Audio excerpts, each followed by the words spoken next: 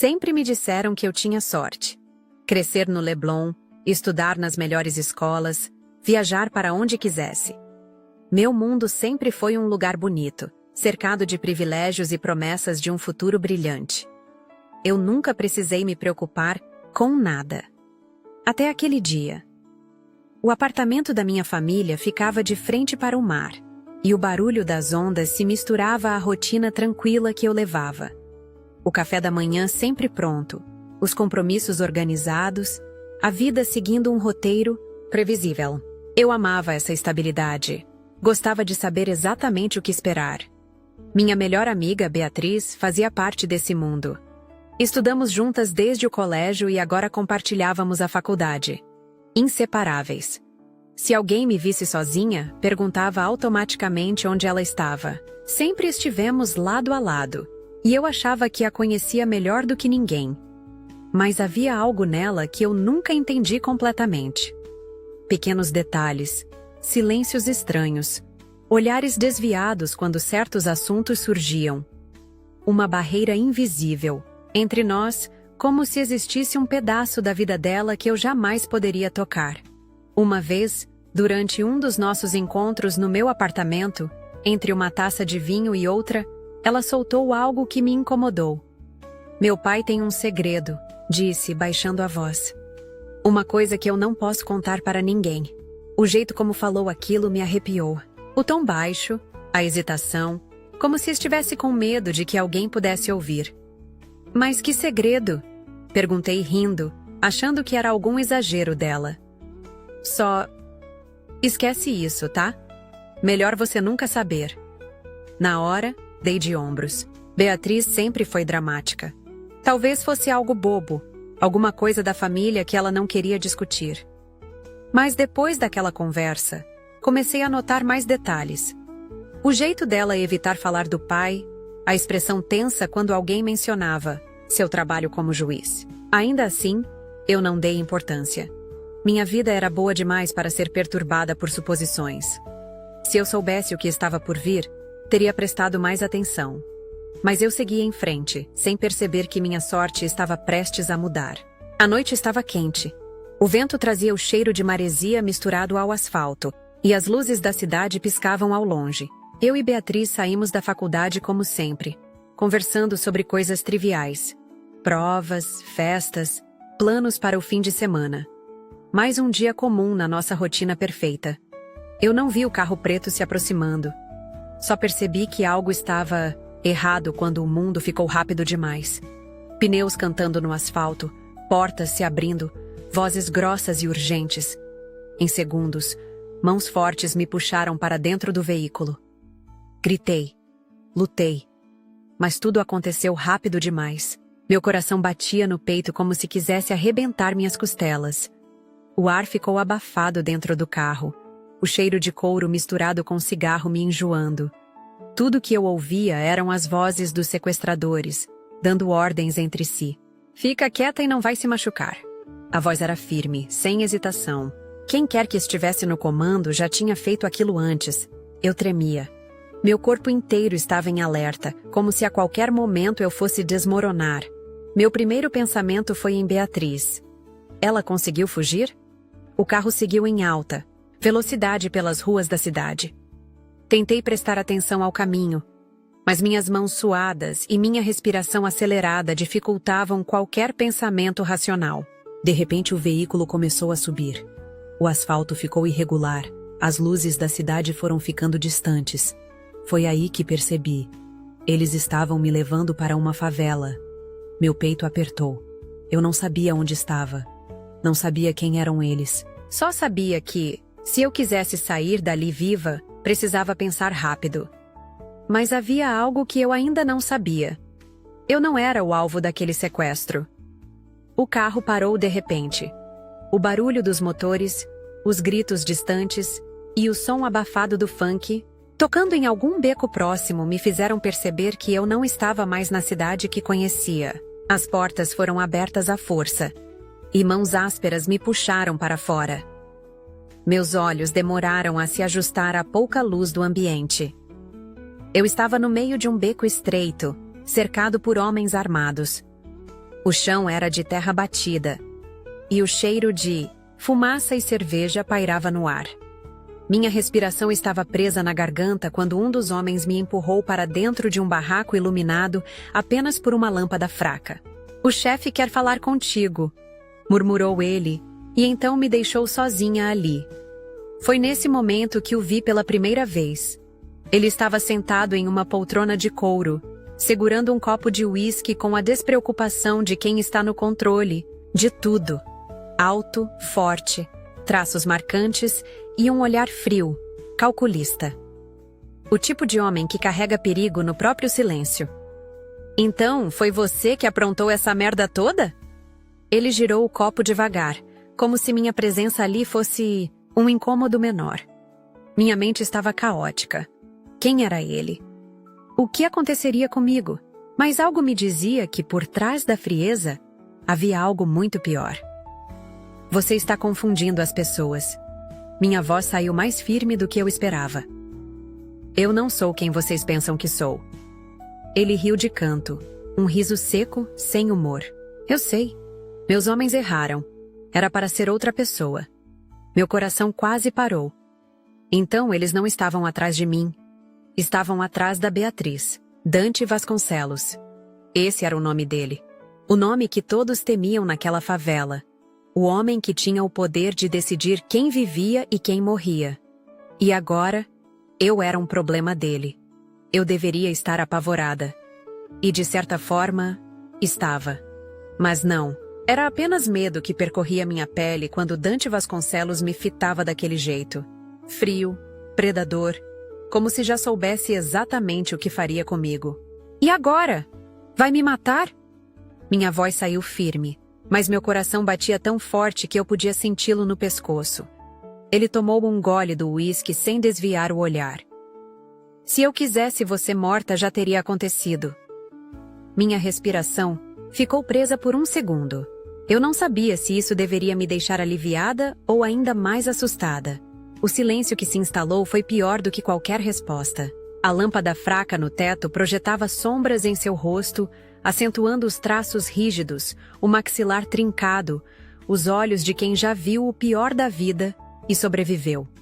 Dante se levantou devagar, os passos precisos, controlados.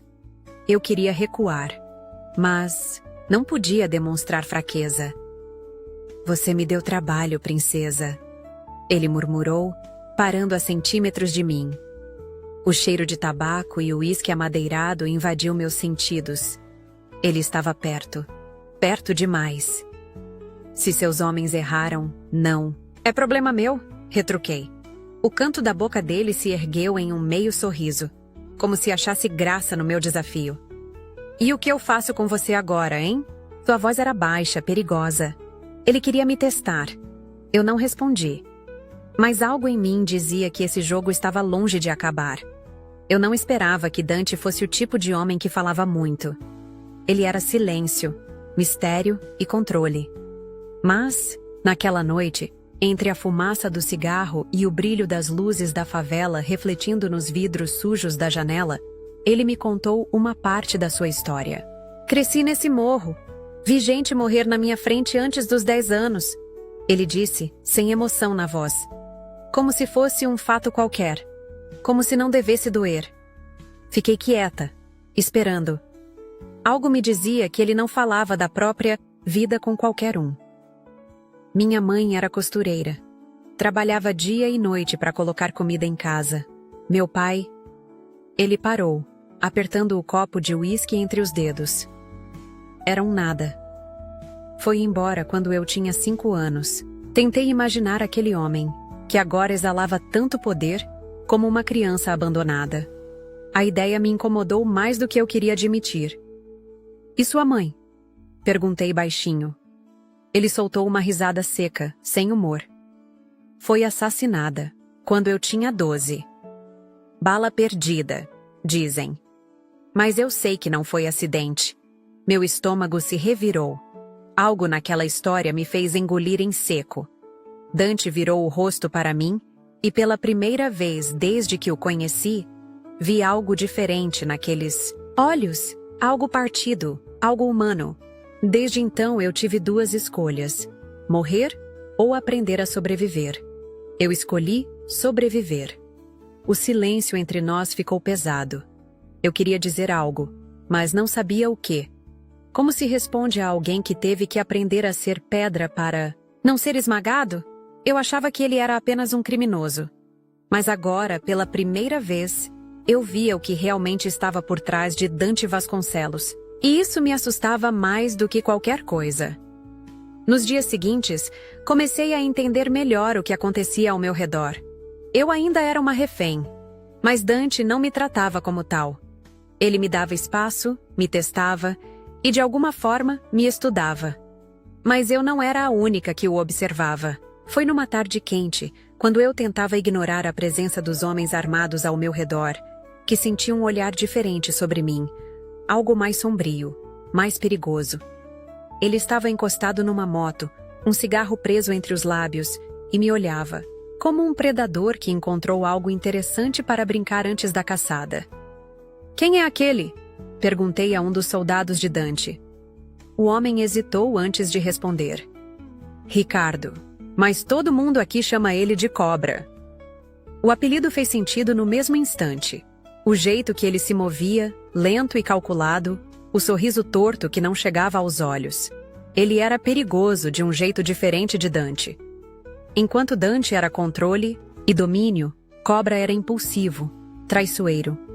Mais tarde naquela noite, quando Dante e seus homens estavam reunidos discutindo negócios, ouvi meu nome ser mencionado.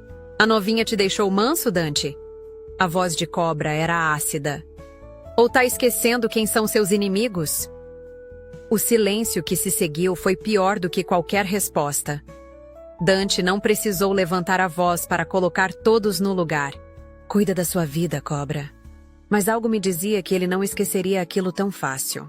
Cobra não gostava de perder. E agora, eu tinha virado um alvo dele. Eu sabia que estava envolvida em algo maior do que imaginava. Mas nada, absolutamente nada, poderia ter me preparado para o que descobri naquela noite. Dante estava mais tenso do que o normal. Andava pelo quarto como um animal enjaulado, os olhos sombrios, os punhos cerrados. Eu o observei em silêncio, esperando que ele me dissesse o que estava acontecendo. "Você quer saber por que foi sequestrada no lugar da sua amiga?" Ele perguntou de repente, a voz rouca, carregada de algo que não conseguia identificar. Meu corpo ficou em alerta. Eu já sabia que havia um erro, mas a forma como Dante olhava para mim dizia que a verdade era pior do que eu imaginava. "Você não é filha do homem que acha que é." Meu coração errou uma batida. "Como assim?" Dante suspirou, passou a mão pelo cabelo e então soltou a bomba. "Seu pai verdadeiro é o juiz Montenegro." Senti como se o chão tivesse sido arrancado dos meus pés. Uma onda de choque percorreu meu corpo e minha mente simplesmente não conseguia processar aquelas palavras. "Isso é impossível.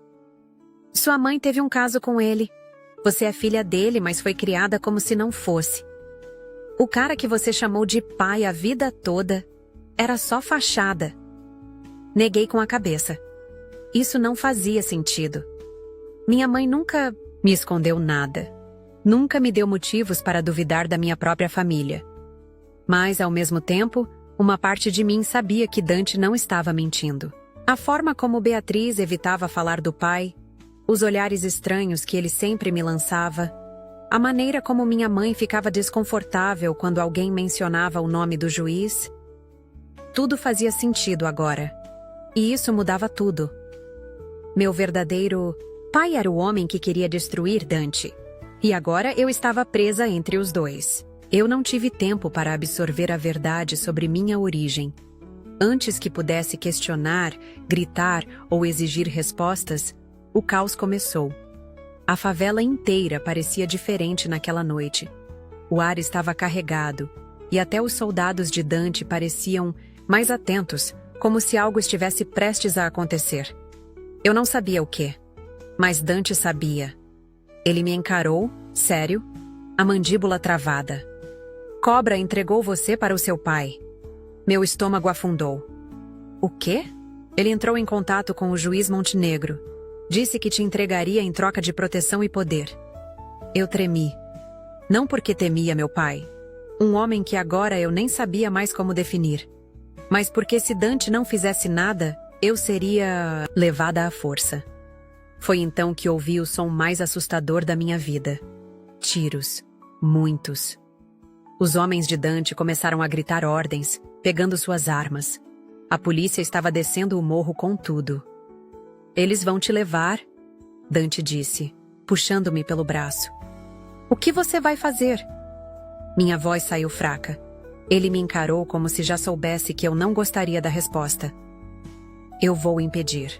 E então, sem mais palavras, ele sacou uma arma, colocou a mão na minha nuca e me puxou para um beijo forte, desesperado, como se fosse o último. Se algo acontecer comigo, nunca se esqueça de quem você é. E então, ele saiu porta fora, pronto para enfrentar o mundo por mim. O som dos tiros parecia distante, como se minha mente tivesse desligado para evitar entrar em pânico. Tudo dentro de mim gritava para que eu corresse atrás dele, mas minhas pernas estavam travadas. Dante foi sozinho. Ele sabia que era uma armadilha. Sabia que o juiz Montenegro não queria apenas me levar de volta. Ele queria acabar com Dante de uma vez por todas. Meus olhos estavam fixos na porta aberta, por onde ele tinha desaparecido. E se fosse a última vez que eu o via? Um dos soldados de Dante entrou apressado. A gente tem que tirar você daqui. Se te encontrarem aqui, ele morreu por nada. Mas eu não conseguia me mover. Não conseguia aceitar.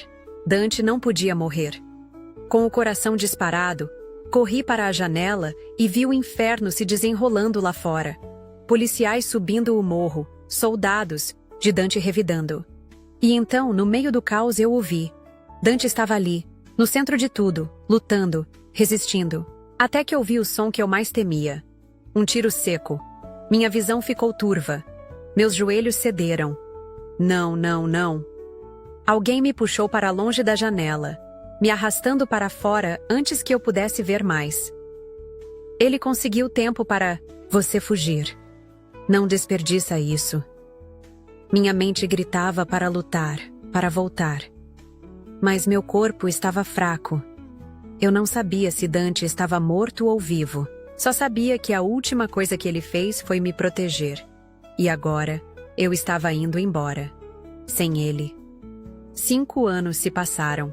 O tempo fez o possível para me mudar, para me fazer esquecer. Mas algumas coisas nunca desaparecem. Alguns nomes nunca perdem o poder que têm sobre nós. Depois daquela noite no morro, fui levada para longe. Minha vida virou um turbilhão de mentiras e segredos.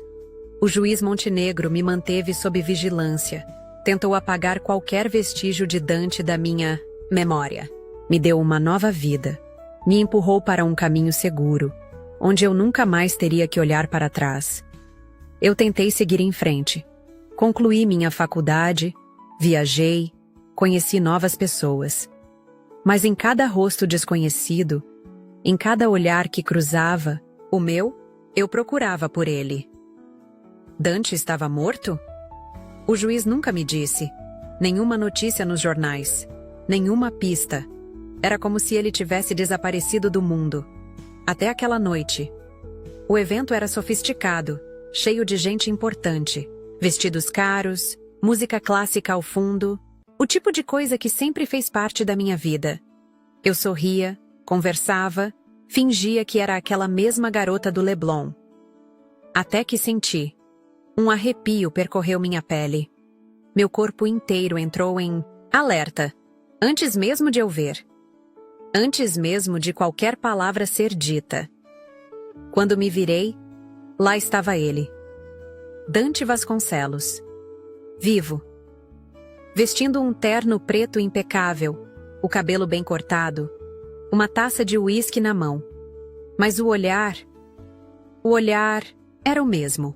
Aquele que sempre me fez perder o fôlego. Ele se aproximou devagar, sem pressa, como se soubesse que o tempo não significava nada. Parou a centímetros de mim, inclinou-se e murmurou contra minha pele. Sentiu minha falta, princesa? O mundo parou. Meu coração bateu como se quisesse sair do peito. E então, sem hesitação, eu o beijei. O passado, o perigo, as lembranças. Nada mais importava. Ele estava ali.